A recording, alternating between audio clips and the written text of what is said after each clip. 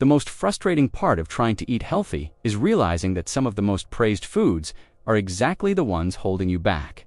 You make swaps, follow labels, trust the promises, and still end up feeling tired, hungry at the wrong times, and seeing no real progress. The shock hits when you realize it wasn't a lack of effort. You only trusted what seemed right. And some research suggests that these so-called good foods can do the exact opposite of what they promise, which leaves the uncomfortable question if even the things that look healthy can knock you off track. What else are you eating without knowing the real impact? A lot of people grab a bag of granola thinking they're making that smart choice to start the day. But when they actually read the label, they realize it's pretty much a dessert in disguise. Sugars scattered all over the ingredient list, vegetable oils that can drive inflammation, and hidden calories packed into every spoonful. It's wild how something so simple turns into a daily little saboteur. And it always leads to the same question. Is there a way to spot these traps without falling for the marketing? He thinks about a friend who swore she was eating clean. Every breakfast included the same granola, always that bright package promising energy. But once she weighed the portions in pounds and compared the sugar to a regular cookie, she realized she was eating more hidden sugars than she ever imagined. Stories like that pop up all the time because the label sells health, but the inside tells a different story. What else slips under the radar in this so-called healthy routine? The trick is that a lot of these mixes are roasted with cheap syrups, something that makes everything crunchy and irresistible. Research shows that this combo can lead to energy swings throughout the day, that quick return of hunger that hits out of nowhere. It's like someone thinks they're fueling their body, but they're actually feeding a cycle that's hard to break. Is there a practical alternative that doesn't sacrifice flavor? And then there's the issue of refined oils hiding inside. Some studies suggest these ingredients can mess with appetite, creating a complicated relationship with fullness. People trying to lose weight who don't understand this impact end up believing the problem is willpower, when the real cause is sitting right there in the package. It's worth saving this for the next grocery run. But could other popular healthy options be hiding similar problems? A lot of people look at those giant cups sold as natural smoothies and assume they're drinking something light, almost like a healthy upgrade to their day.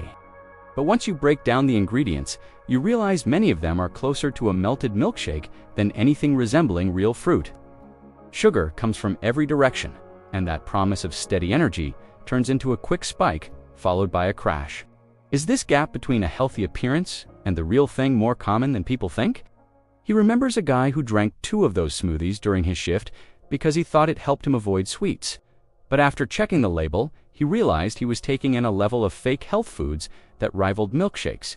Research shows these mixes can contribute to appetite swings, making someone feel like they need to eat sooner than they actually should.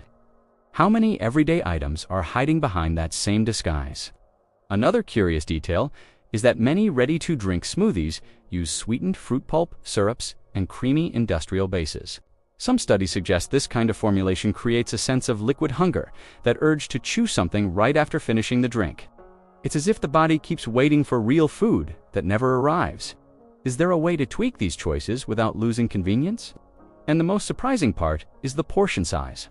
Those 20 ounces or 30 ounces cups look harmless, but they pack in calories most people don't even notice. For anyone trying to manage their weight, that difference can turn into a silent roadblock. Which leads to the bigger question: if something so simple can confuse people, what else in the so-called healthy diet is quietly misleading them? A lot of people grab these bars thinking they're making a smart snack, something quick, practical, and energy boost. But when you take a closer look, many of them are basically little candies wrapped in fitness marketing. Concentrated syrups, artificial sweeteners, and colorings blend into a mix that confuses the body and creates that fake sense of fast nutrition. And it raises an uncomfortable question: is their impact on appetite bigger than people realize? He remembers a coworker who always carried 3 or 4 bars in her bag so she wouldn't lose focus. But eventually she noticed the snack was triggering hunger spikes, not preventing them. When she compared labels, she found ingredients that looked more like cheap candy than anything healthy. Some research suggests this kind of formulation can contribute to metabolic damage over time, especially when it becomes a daily habit. How many choices like these are made under the belief that someone is on the right track? Another curious detail is that a lot of these bars taste almost addictive. That happens because the industry uses specific combinations of sweeteners, fats, and flavorings that make everything a little too palatable. Studies indicate that this kind of formula can influence eating behavior, pushing someone to eat faster than they even notice. If a snack this small already creates that effect, imagine what happens when it becomes routine. And when the label promises zero sugar, things don't exactly improve. Many of these versions rely on intense artificial blends that don't always leave the body satisfied. People eat them thinking they're controlling the sweet, but moments later, they're looking for something to fill the gap, as if the meal never really ended. Which leads to an important question. What happens when marketing talks louder than what the body actually needs? A lot of people toss flavored yogurt into their cart, thinking they're choosing something light, convenient, and full of benefits. But once you read the label carefully, you realize that little cup is basically a dessert dressed up as something healthy. Added sugars, artificial flavorings, and a texture engineered to be irresistible turns something simple into a daily sweet disguised as wellness. And that brings up an unavoidable question. How much does this choice actually help someone who's trying to stay balanced? He remembers a friend who ate 2 cups a day, believing he was boosting his gut health. But when he compared plain versions with the sweetened ones, he realized the sugar content rivaled that of a small soda. Some research suggests that this excess can drive inflammation, leaving people feeling tired and hungry just a few hours later. How many other convenient choices are hiding the same kind of trap? Another interesting detail is that most of these yogurts barely contain real probiotics. That creamy texture often comes from thickeners and stabilizers, not natural fermentation. Studies show this difference can lead to a much less meaningful nutritional experience than people assume. If something this basic goes through so many changes, imagine what else might be slipping under the radar in everyday eating. And the most intriguing part is how the packaging reinforces a sense of lightness. Almost as if that little cup were essential to a healthy routine. But when someone tries plain versions and compares fullness afterward, they realize the body reacts in a completely different way. Actually, it's worth asking in the comments. Have you ever noticed this difference when comparing plain yogurt with sweetened ones? And what other common choices might be hiding surprises too? A lot of people buy whole grain bread thinking they're making that smart swap, ditching white bread for something more nutritious. But when the label shows refined flour as the first ingredient, it becomes pretty clear that many of these products are just white bread dressed up with coloring, and a few seeds sprinkled on top. That gap between expectation and reality raises an uncomfortable question. Has whole grain turned into more marketing than nutrition? He remembers a woman who always bought the multigrain version, convinced it would keep her full longer. But when she compared labels, she realized the amount of sugar and additives was almost identical to the regular one. Some research suggests products like these can feed into food industry tricks that fool even people trying to make better choices. How many believe they're making a smart trade when all they've really changed is the packaging? Another curious detail is that a lot of these breads have that slightly sweet taste. That happens because manufacturers use syrups to adjust texture and flavor, making everything more appealing. Studies show that these combinations can influence eating patterns throughout the day, creating that just one more slice feeling. If even something as basic as bread goes through this kind of manipulation, what else might be getting disguised? And the most surprising part is that the dark color often doesn't come from whole grains at all, but from malt, caramelized sugar, or other ingredients that fake a healthier appearance. People eat it, believing they've chosen something more nutritious, but end up feeling just as full as they would with regular white bread. Which leaves a lingering question. How many other whole grain products aren't what they seem either? A lot of people buy bottled juices, thinking they're choosing something practical, nutritious, and way better than soda. But when you look at the label up close, you notice most of them are made from sweetened concentrates, stabilizers, and flavorings. Without fiber, what should be fruit turns into something that feels more like diluted syrup. And that raises an uncomfortable question. Is the word natural being used a bit too generously? He remembers a father who always packed boxed juice in his son's lunch, convinced he was making the best choice. But once he compared the sugar content to that of a small soda, he realized the difference was minimal. Some research suggests that frequent consumption can contribute to metabolic damage over the years, especially when juice replaces water or real fruit. How many families follow this same pattern without noticing? Another interesting detail is that many of these juices go through heating processes that alter the flavor and reduce some nutrients. To compensate, companies add flavorings that mimic the smell of real fruit. Studies show these changes can influence eating behavior, creating far less satiety than eating whole fruit, which leads to a bigger question: how many everyday conveniences create similar effects? And then there's the issue of portion sizes. A small bottle may look harmless, but it concentrates the sugar of several pieces of fruit, something no one would eat in a single sitting.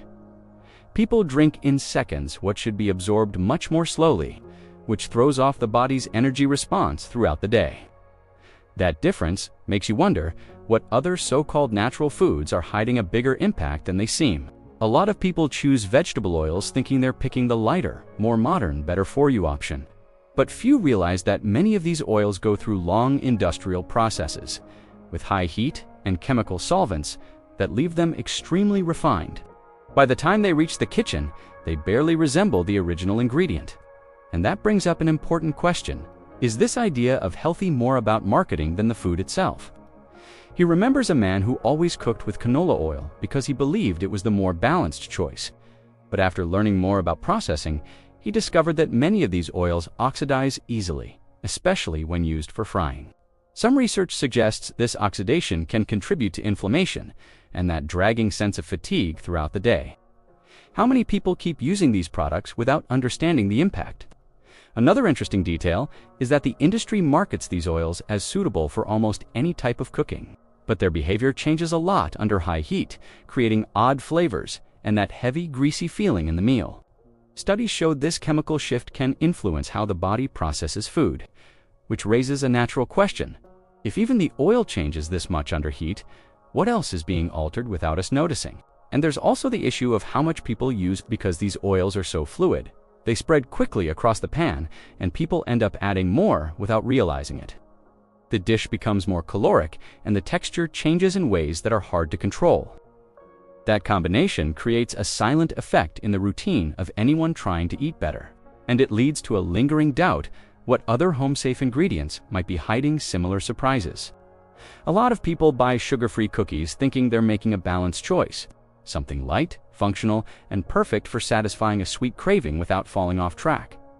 But the truth is that many of these products are packed with artificial sweeteners, thickeners, and flavorings that create an experience far removed from what the body recognizes as real food.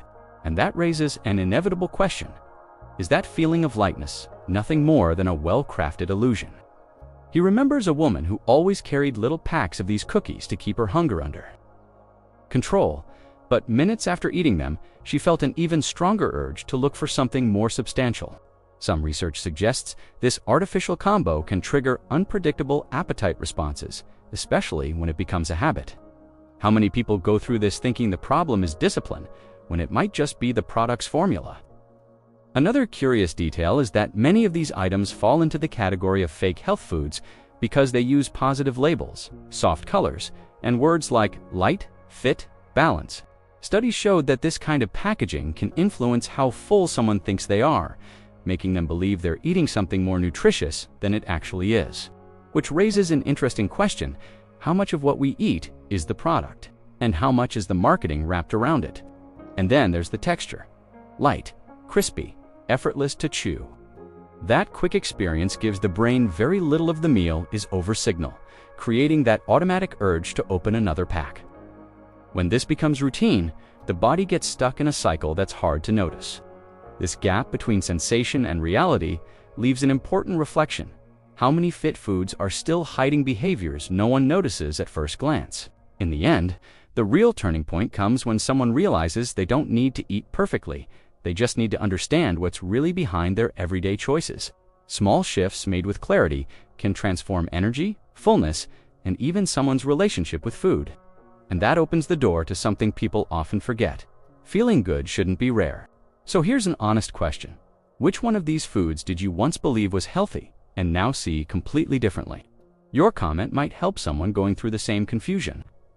If this content resonated with you, consider subscribing and turning on notifications so you can keep learning about nutrition in a simple, practical, no-nonsense way. Sometimes the right piece of information at the right time changes everything. This content is for informational purposes only and does not replace professional medical advice. Results may vary. Always consult a healthcare professional before making significant changes to your diet or training routine.